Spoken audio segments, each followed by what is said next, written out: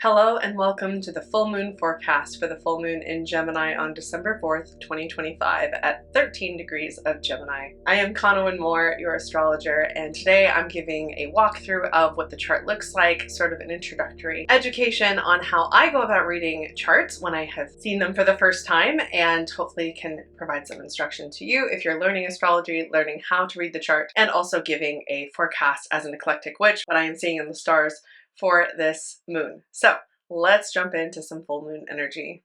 So we have at 3:14 Pacific time, I'm in Seattle, Washington. This is the time of our full moon, that sun to moon opposition at 13 degrees. And as a reminder, I always use Aries rising. So we are not talking about houses today, but if you take this time and apply it to your time zone, you will see the houses laid out differently in the chart. You can use that to get a reading on what in your community might be more affected specifically.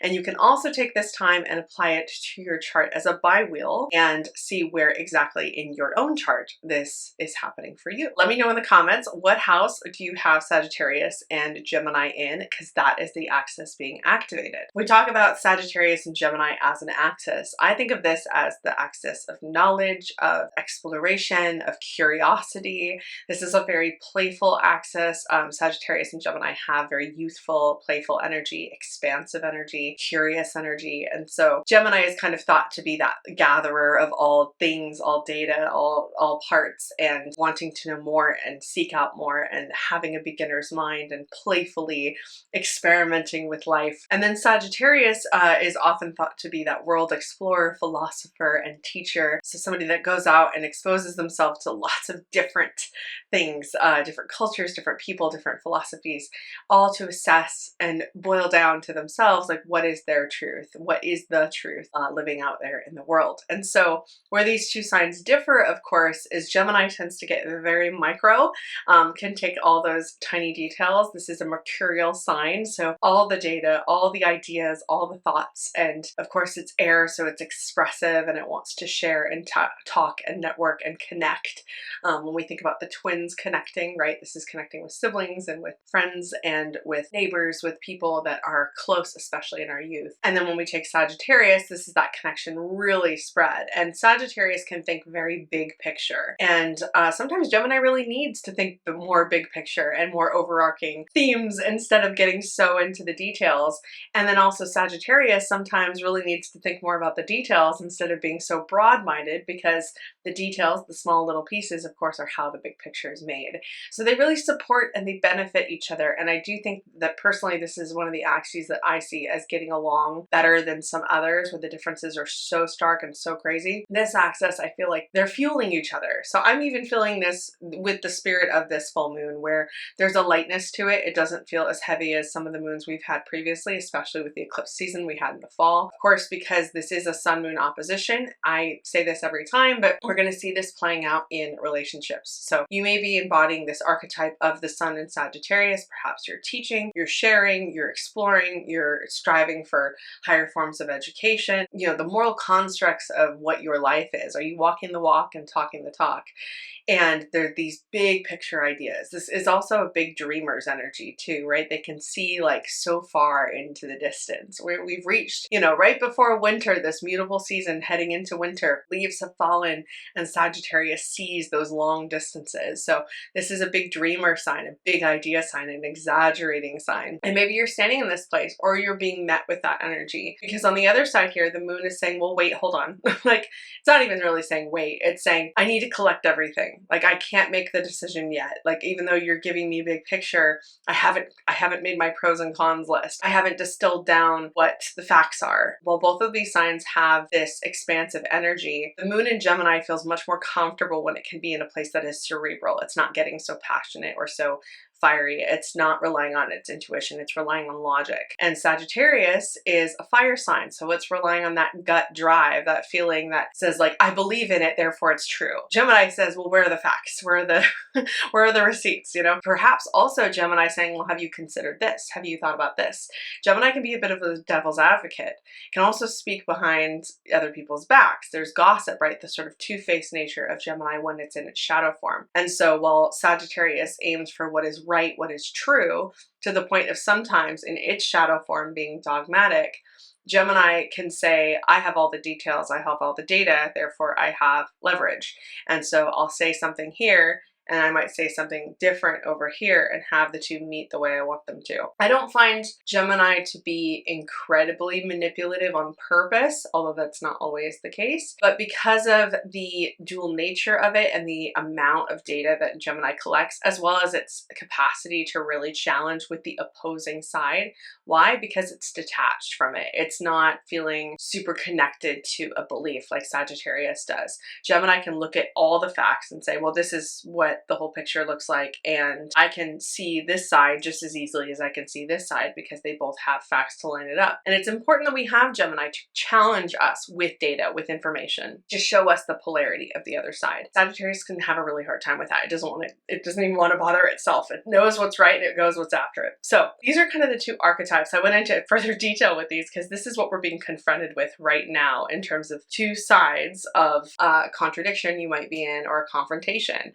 Oppositions can often show up as confrontations. What I would really challenge is, how can one side expand the other, right? When Sagittarius takes a moment to assess all of the facts and actually look at the details and really test its beliefs against, you know, the opposing side, the other polarity, all of the data, and it takes the time, it can really strengthen its own truth. And when Gemini can get out of the weeds and see more big picture, and kind of just flow with a gut feeling, with a, you know, and make a decisive choice, that can really relieve Gemini of a lot of the anxiety it feels trying to keep all the things in line. It has to zoom out a little bit. So if you're actually one of these signs or have them prevalent, I would recommend, what can you gain from the other side? Because that's what's being illuminated right now. You might be confronted with that in a not so comfortable way, but perhaps maybe you're given a lesson, a hand up, you know, a support from a teacher or a mentor or a peer who's offering you that other side. Now, what's interesting, about this full moon, we have this in exact square. So if you're wondering, like, how does one actually take a look at this whole chart, right?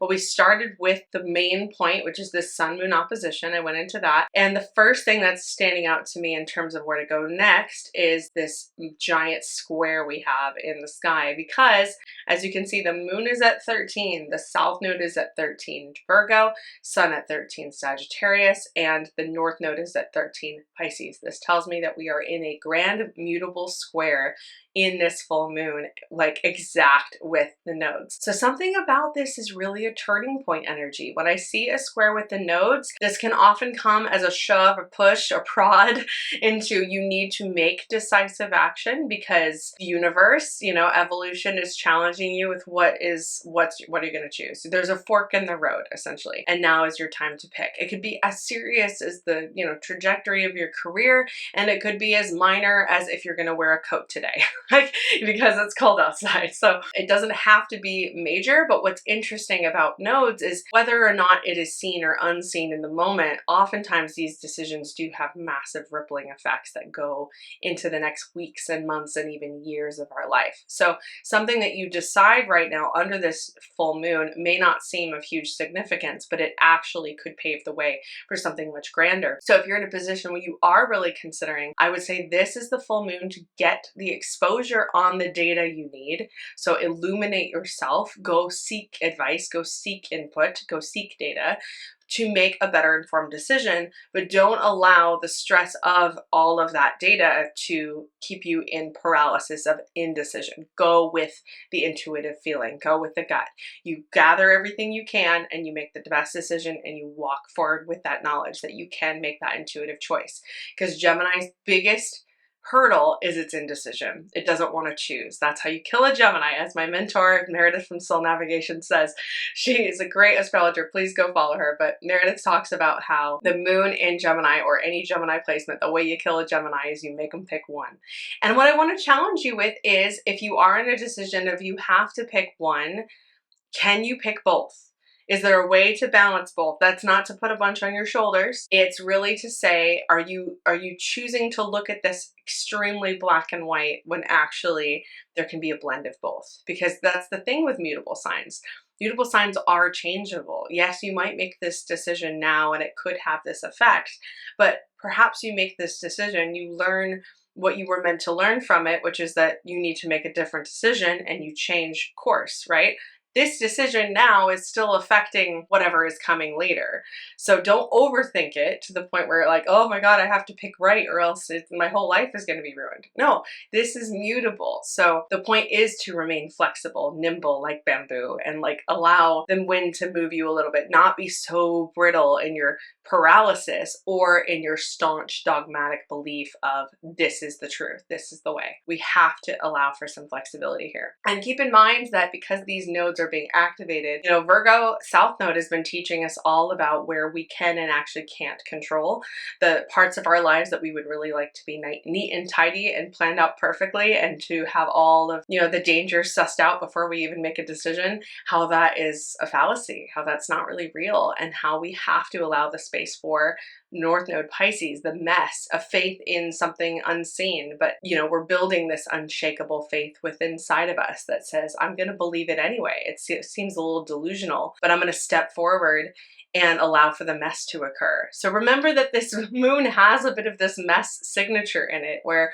you're not making a decision to make all the decisions of the rest of your life. This is not your course correcting, but that does not forbid you from course correcting again later. It's just this decision is probably going to teach you, right? What did I say at the very beginning? This is an axis of knowledge. So allow yourself to be in a place where you can be taught. Be open to what you might learn. Who knows? That could really be the thing that changes the direction of your life in a way that you're hoping for. And we only have a month left of this year. So, you know, walking out of this year with the lessons that we've gained, it could just look like taking the time to assess, what have you learned in this last year? What has your transition and your journey been? And then gaining knowledge from that just by the exposure of like, wow, look at what you've accomplished. So allow yourself that if you can make the time and space for it.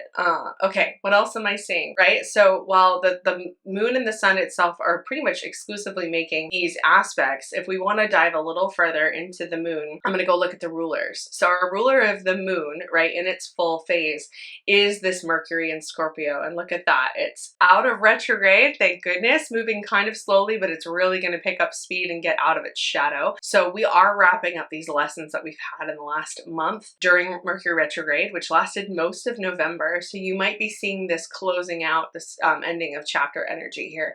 And this is what's ruling our moon. It's also coming into a grand water trine with Jupiter in Cancer, as well as Saturn in Pisces. How do I know this? Here's my big trine, and these are all in water signs. And I know it's coming into it because 22 degrees is less than 24 and less than 25, and Mercury is moving direct. So it is approaching that trine with these two energies. What a beautiful rulership. Okay, so here's what I love about this. Mercury and Scorpio is incredibly focused and dedicated, devoted to whatever it puts its emotion into.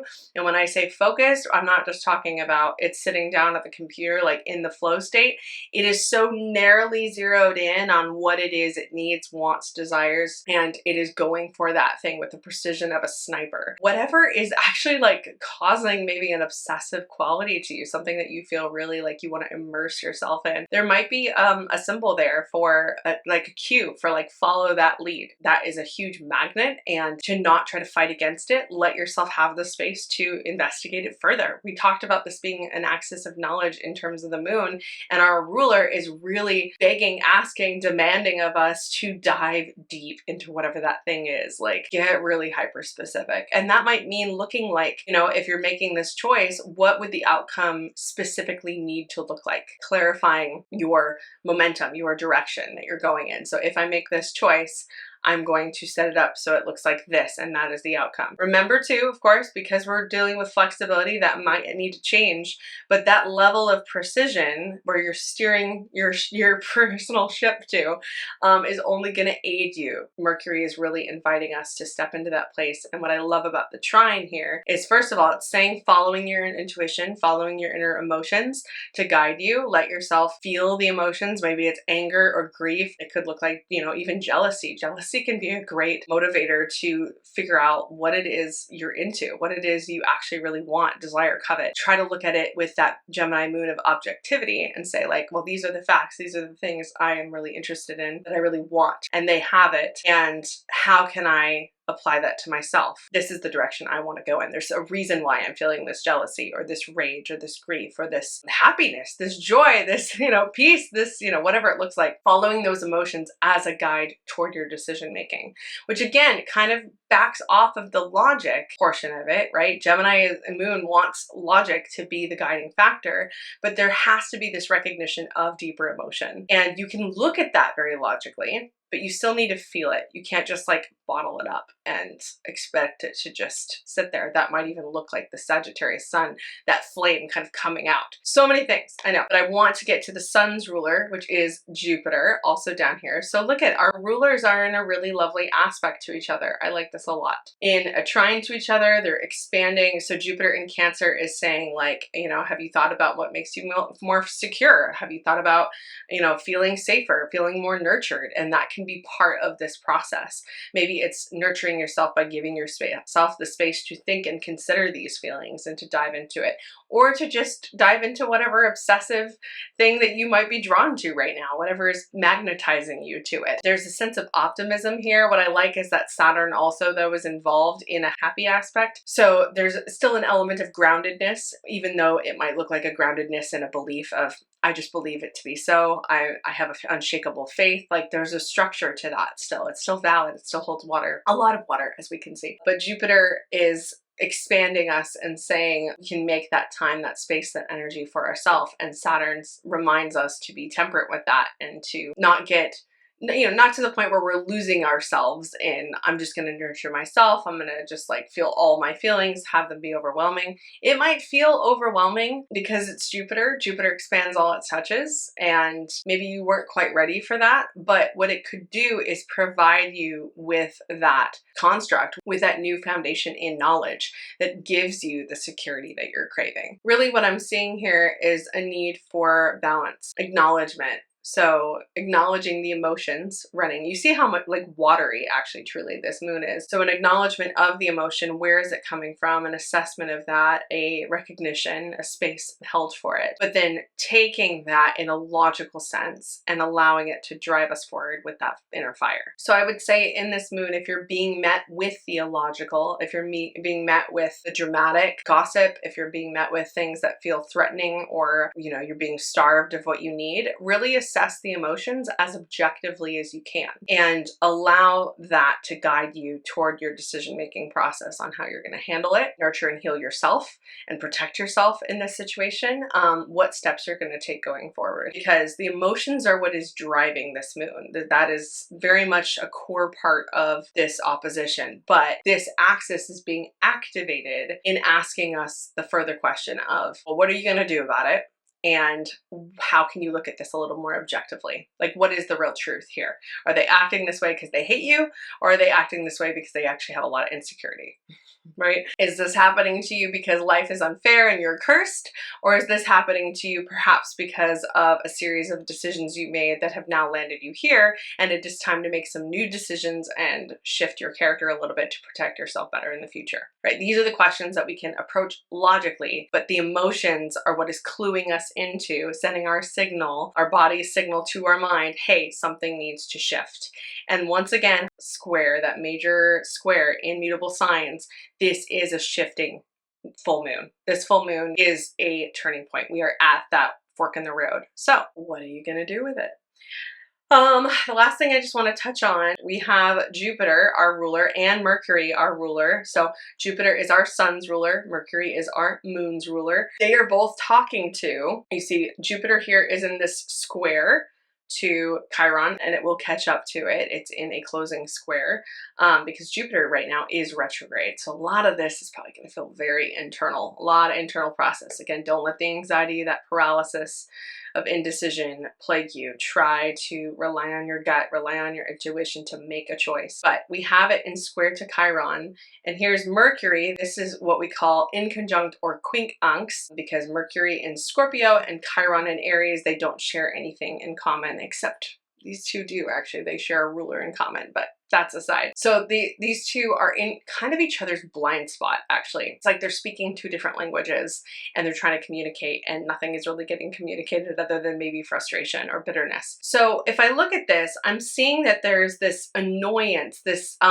prodding forward of Chiron and Aries asking, how do I survive? How do I personally, like, I'm feeling vulnerable, I'm feeling unsafe potentially, I'm feeling like I have to do all of it myself, right? There's part of this that's in this story. So, you know, if the emotion of, say, rage or feeling threatened or grief even is coming up, and it's stemming from this place of feeling utterly isolated, alone, like you're having to survive, like you can't depend on anybody, I would really interrogate that if you feel like you have the time and space for it, the energy for it, because that key point there might be what is driving a lot of this. It's certainly antagonizing these two planets within this trine. So even though this trine's all lovely and well, there's a deeper part to this. There's an unspoken layer to this that's really questioning, can I survive this? Can I get through this on my own? Do I have to do it alone? Whatever those emotions are stemming from, can you find ways that you actually are supported, that you're not in fact alone? Can you find reasons why you might be isolating yourself out of protection? And is there a part of that that maybe you can heal? Not to say blindly trust, of course, that's not at all what I mean, but I think nurturing that part of you, right? Jupiter is being instigated to nurture that part of you that maybe feels afraid, like you have to go at it alone, like you're totally vulnerable and isolated. Because being isolated in community is something that, you know, within our genes stretches very far back as being incredibly dangerous. We are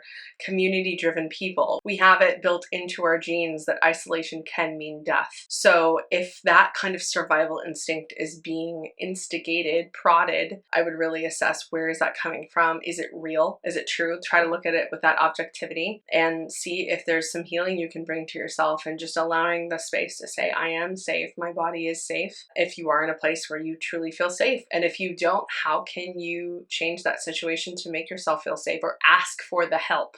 That's a big hard one with Chiron and Aries. Chiron and Aries feels like it can't ever ask for help, like it has to be super independent. So if you have this natally in your chart, first of all, you're going through your Chiron return, learning these lessons, but this was usually an individual who felt that they could not rely on anybody, that the only way to survive was to just do it all themselves.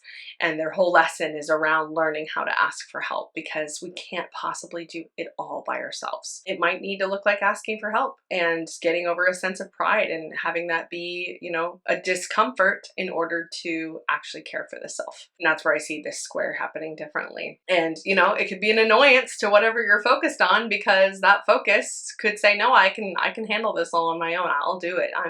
I'm invested. Where can we trust a little bit more? That's hard for Scorpio to do. Scorpio has been hurt a lot. So finding the trust in this. See what I mean? So many layers to unpack in one moon, and this is just how I would go about reading this full moon chart. That's just peeling layer after layer, and here we are. So I hope that this was helpful for you, and if you're interested in more of my astrology, I do a forecast every month for the zodiacal season over on Bonfire Babble podcast. I also want to say I will be releasing my 2026 forecast very soon in the form of a class, as well as more podcast episodes across Bonfire Babble podcast, as well as a psychic story podcast. So if you follow either of those two, you will find my forecast for 2026 there, and I will be selling my forecast on 2026 to my website as the new year begins. All of that is available to you, and feel free to follow me on socials if you want more astrology, music, and more all the time. And with that, thank you so much. I wish you all the best on this full moon, and I will see you for our next As Above astrology message for the winter solstice. And until then, take care and blessed be.